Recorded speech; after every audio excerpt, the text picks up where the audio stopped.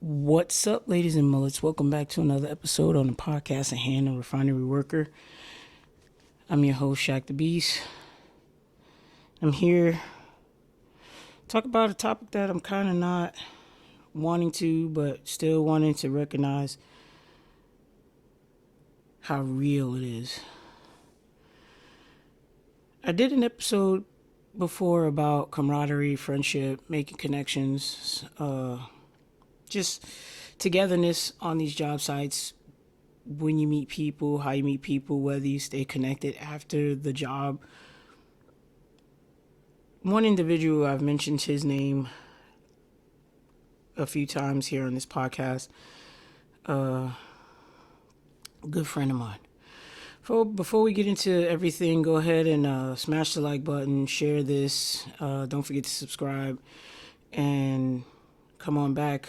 Hit that bell so you know whenever I drop something. Speaking of dropping something, I know it's been a little gap, but if anyone that works in this industry is watching, they kind of understand because work hours and things like that gets crazy, schedules get crazy, things like that, traveling back and forth, and it gets kind of hectic. But getting into it, I know it's a refinery podcast. I talk about construction, sometimes a little bit about oil field and different crafts and things like that. Obviously, being a scaffold builder before and being a rigger, I kind of hone in on rigging, crane and rigging a little more. And it's a thing that a lot of people with good hearts take to the heart. The brother and sister of the hook is real, and there are people that believe in it and live by it, and there are some that just don't. They could care less. They don't give a shit. We lost Jordan Wade. He was a good husband, brother, father, friend. I call him my brother. He knew things about me more than some of my siblings do, and he talked to my wife, and we'd have this little deal where we'd all talk to one another if I was at home. But if not, there has been times I'd be in my truck, and I kind of would know. I'm like, oh, I already texted him, so I know that's him calling back. Every times I'm in the middle of a lift, he called me. I'm not a big phone person, but I will text. So I'd always text him first because we would work opposite shifts. I didn't know if he was pushing or I didn't know like what the deal was. So I'd always text and leave the ball in his court whether he call or text back. Usually he would call back, but sometimes he texts if he was busy. I talked to this man. I met this man 3 years ago during COVID. Work was scarce. There wasn't a lot. Jobs weren't that long, and they damn sure weren't paying well. Some companies typically don't pay a lot because that's just them. And we happen to work for one of those companies. So, Jordan, being the individual that he is, he's definitely not an in between guy. You know he likes you or he doesn't. He's straight up black and white. Speaking of black and white, the guy wasn't a racist, but he just didn't like lazy people. And I don't know, for whatever reason, black and lazy is just not his like combo. But it was a joke that we had that was serious. And didn't know this for a while, but I was the only black person he'd ever worked with. Again, this motherfucker's not racist. He's just had a lot of issues, I guess, with. I have too. I've had issues with scaffold builders that they're like, oh, how come you get all the overtime? Because I'm not lazy and I work. Same thing with being in crane and rigging.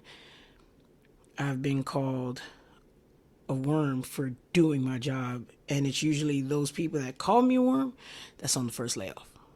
Figure that one out. But Jordan didn't like lazy people. It didn't matter what fucking color you were, and he thought I was gonna be one of those, and I was a total opposite. So we became good friends after working, and we kept in touch.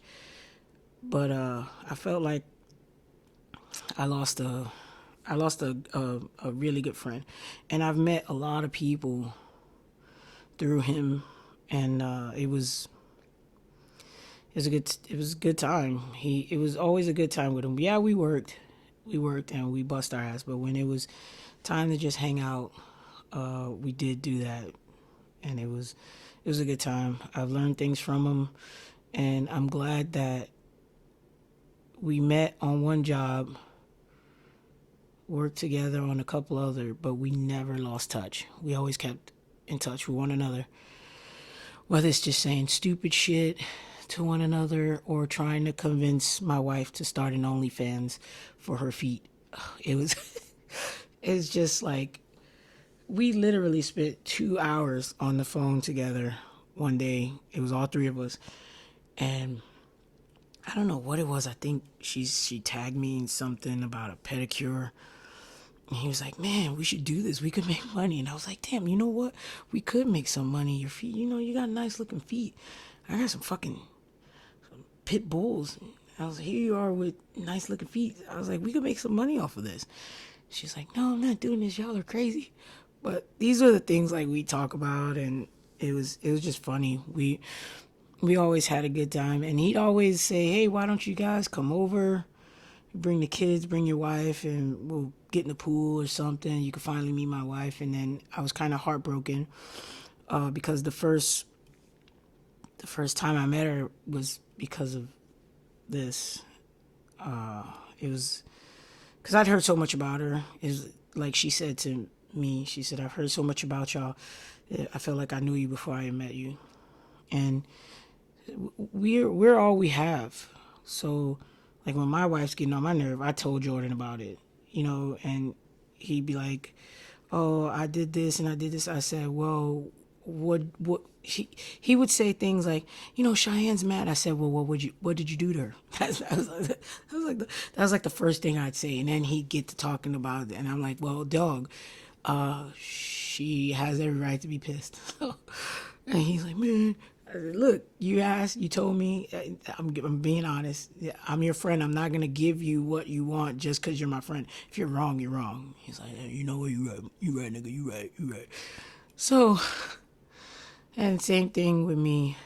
But he loved his wife. She loves him. He's an amazing. I'm not gonna talk about him in the past tense because that's like saying. Anyway, he's a good dude and he will be missed. But Jordan Wade is that's a loss to the crane and rigging world, and he's truly gonna be missed. Funniest thing I saw was last before he like kind of went into the hospital when he was cursing out Dan was it Hodgins over the radio. Oh my god, that was hilarious. That was hilarious. He told him he told us, or he told the riggers in that area to relay the message to keep a certain area clear so that we could bring in a 100-ton crane in there over the weekend.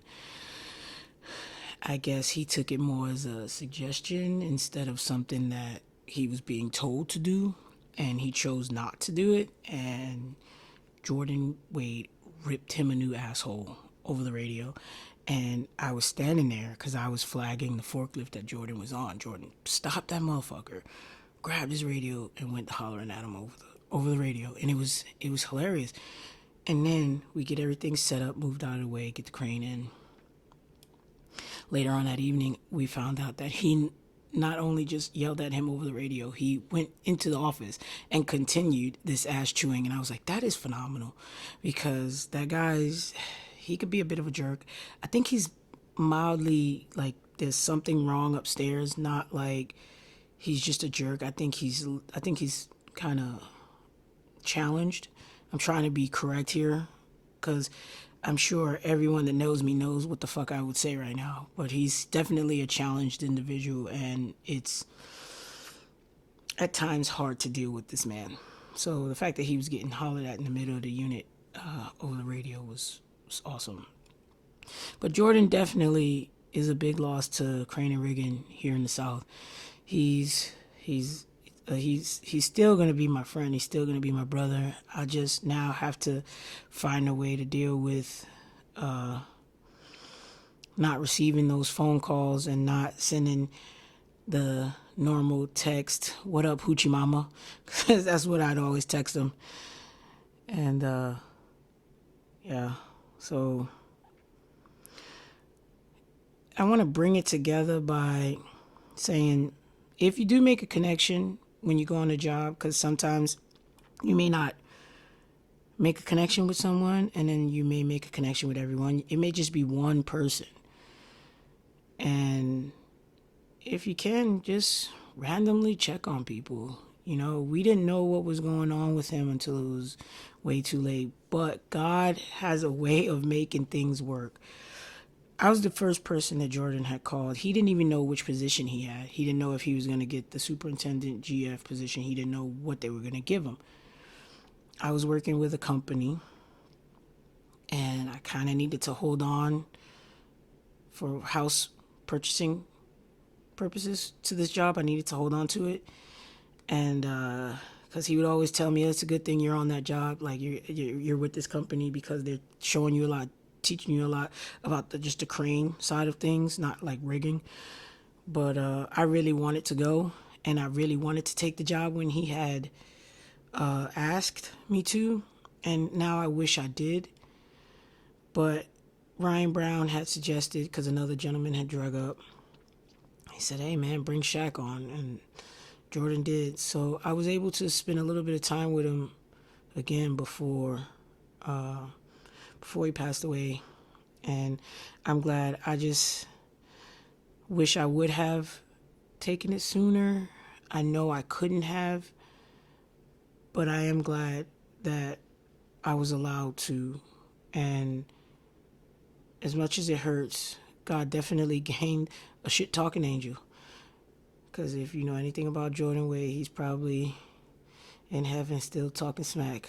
And you love him for who he is, and that's it. And you either have tough skin or you can't be that man's friend. Because if you got any type of open wounds or your skin is real soft, you will not make it. I promise you. You wouldn't have made it as his friend. Did he have his times where I got under his skin? Oh yes. Oh yes. We've had our moments. And think about this one too before I go. Blood is not always your family. Your family is not always your blood. Y'all don't have to be sharing DNA, sharing their last name to be family. Again, that was my brother. So I met good people through him, like I said earlier. D-Lo, I finally got the hat on. So just check on people. You never know what they're going through. They may not know what they're going through because no one did. So check on your people if you make a connection with them. Don't let it be just a job thing. Give people a "Hey, how you doing?" text, or "What's up? What you up to?" That shit goes a long way. Ladies and mullets, I'm getting out of here. First and foremost, put God first.